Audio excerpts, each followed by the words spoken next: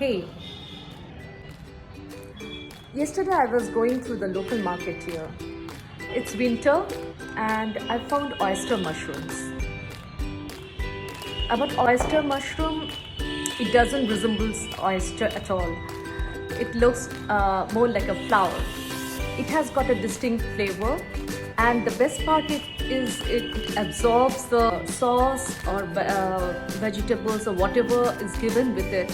It absorbs the flavor of it. So I like it. I personally like it very much, and I don't know why it is not so popular like button mushroom.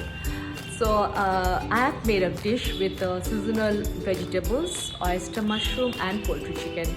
I'm going to show you in the next video. Hope you will enjoy and will try it.